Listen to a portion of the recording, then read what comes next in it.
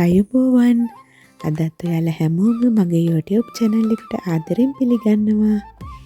අද අපි දකුණේ සීල වඩිච්ච මොඩර්න් ක්‍රමයකට හදලා රසයිද කියලා බලමු.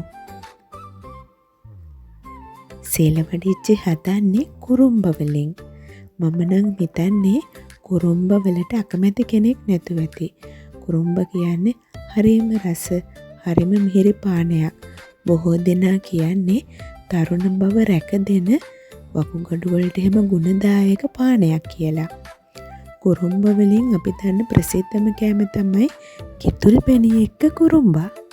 අනිත් එක තමයි මේ සීල වඩිච්චි. මං ඉතින් විදේශ රටක ඉන්න නිසා සුපර් මාකට් එකෙන් ගනිපු කුරුම්බ එකක් තමයි මං ගාව තියෙන්නේ. අපි ලංකාවේදී බීමට ගන්න කුරුම්බ තරම් නම් මේ වයේ රස සහ සෞම්‍ය බව අඩුයි. ඒත් ඉතින් අපි තියෙන විදියට සීල වඩිච්ච හදමු. මම මේක කපා ගන්නවා. ලංකාවේ වගේ ලොකු පිහිනක් අපිට නැහැ. ඒ වුණාට කොහොම හරි මේක දැන් කපා ගන්න ඕනනේ. ඔන්න හරි. දැන් ඉතින් ඊළඟට අපි කරන්න ඕනේ කුරුම්බ ගෙඩියේ තියෙන ලොඳ. ඔයාලා කියන්නේ කොහොමද දන්නේ නැහැ කුරුම්බ මදේට. ඔයාලා කියන විශේෂ නම් තියෙනවා නම් පහලින් කමෙන්ට් කරන්න. අපි කියන්නේ කුරුම්බ ලොඳ කියලා. සීල වඩිච්ච හදන්න නම් මුලින්ම කුරුම්බ ගෙඩිය වතුර ටික භාජනයකට අස් කරගෙන ඒකටම කුරුම්බ ගෙඩිය ලොඳ ටික ඔක්කොම සෝරලා අරගෙන මේ වතුර එකටම එකතු කරගන්න ඕනේ. ඒ ටික සම්පූර්ණම ඉවත් කරගත්තට පස්සේ තමයි අපි නැවතත් වතුර සහ ලොඳ සියල්ලම කුරුම්බ ගෙඩියට එකතු කරන්නේ. මේවා පැක් කරලා සීල් කරලා ගොඩක් කල් තියෙන නිසා වෙන්නේ නැති මේවයේ ලොඳ ඉවත් කරගන්න ඉතාම අමාරුයි.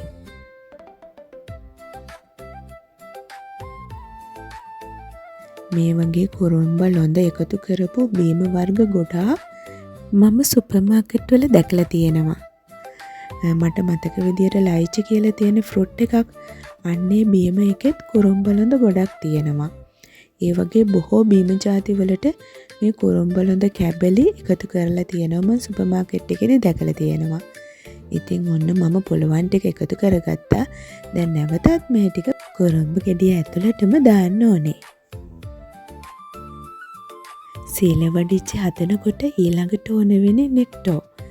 නෙක්ටෝ බීම මට නම් මේ රටේදී හොයාගන්න ලැබිලා තියෙන අඩුවෙන් මම අද මේකට ඒ වෙනුවට පාවිච්චි කරන්නේ මෙන්න මේ ටිප් ටොප් බ්‍රෑන්ඩ් එකේ නෙක්ටෝ වලට සමාන රසයක් තියෙන පොප්සිකල් වලින් හදාගනිපු බීම එකක්.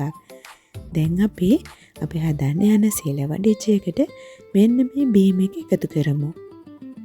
මේක ඇත්තටම මට නම් නෙක්ටෝ වලට සමාන, ඊට වඩා පොඩ්ඩක් වෙනස් නැත්, ඊට වඩා රසින් වැඩි රසයක් තමයි එන්නේ.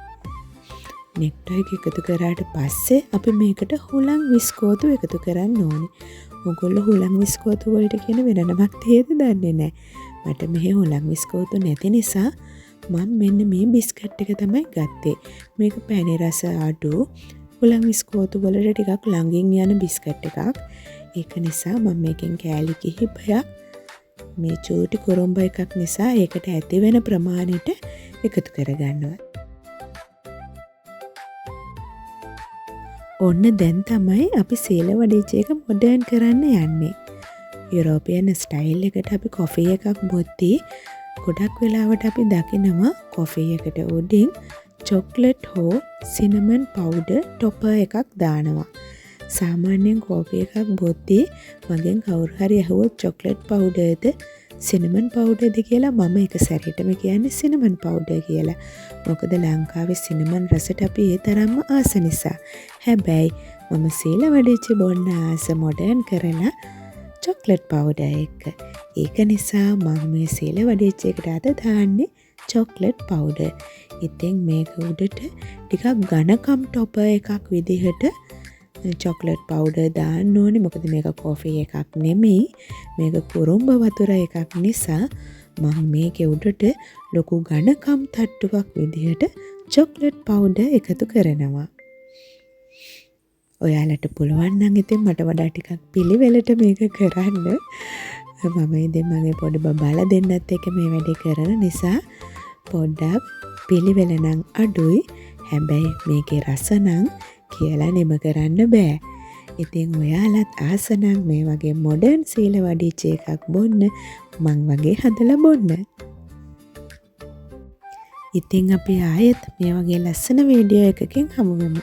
ලයික් කරන්න, ෂෙයා කරන්න අමතක කරන්න එපා.